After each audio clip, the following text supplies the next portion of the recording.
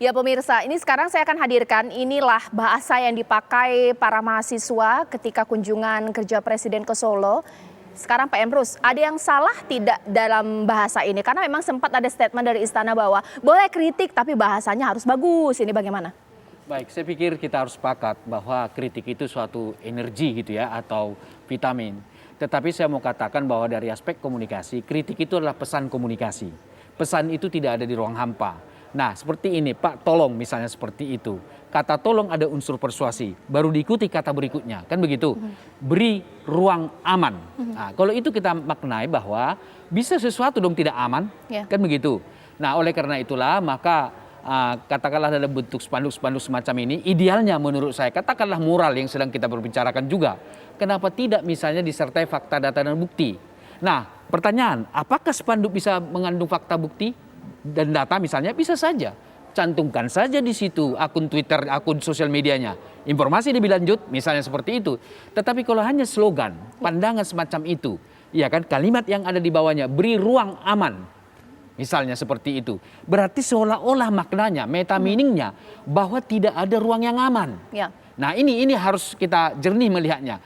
Oleh karena itulah maka selalu saya mengatakan setiap pesan komunikasi baik dalam bentuk apapun yang disampaikan tidak ada di ruang hampa, baik agenda semua. Bang Mardhani, tapi dengan adanya insiden ini sebenarnya masyarakat jadi ogah mungkin mengkritik, sementara Presiden meminta untuk kritik saya dengan cara yang sangat pedas, nggak apa-apa gitu, bagaimana?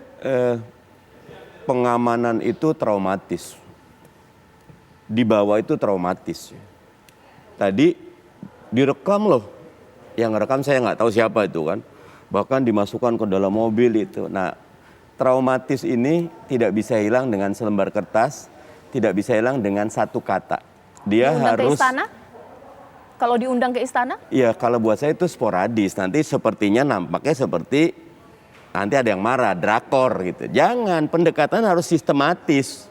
Harus dari atas ke bawah, sehingga betul-betul yang di bawah ini problem itu mungkin yang di atas paham, yang di bawah seperti apa. Ya.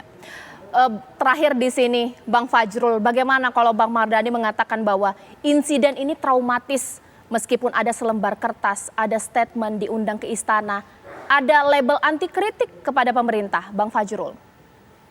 Caca dan Mardhani, Anda berdua tampaknya tidak membaca Undang-Undang 9 tahun 98. Tidak baik memanasi masyarakat untuk melanggar undang-undang. Ya, jelas kok di sini dinyatakan kalau Anda misalnya Mardhani atau Caca tidak setuju terhadap Undang-Undang 998, Anda tinggal revisi aja. Misalnya tadi Caca mengatakan kenapa harus 3 hari, kemudian Mardhani juga bilang begitu. Nah, disinilah negara hukum bekerja, Caca. Baca undang-undangnya, Anda lakukan revisi. Nah, ada anggota DPR, bisa diusulkan. Seperti jadi, tapi kita tetap harus menegaskan bahwa memang betul kebebasan berpendapat, menyampaikan kritik itu dilindungi oleh Undang-Undang Dasar dan Undang-Undang. Tetapi ada aturannya. Nah, karena masalahnya begini, kalau pernyataannya Caca dan Mardhani seperti tadi, seperti menghimbau orang untuk melanggar undang-undang, kasihan Pak polisinya. Mereka bekerja atas dasar undang-undang. Sementara Caca dan Mardhani mendorong masyarakat untuk melanggar undang-undang. Makanya kesimpulan yang terbaik sekarang ini, Pak Mardhani dan Caca, majuin aja ini, revisi aja isinya. Kalau Anda tidak setuju 3 hari, monggo. Kan anggota DPR.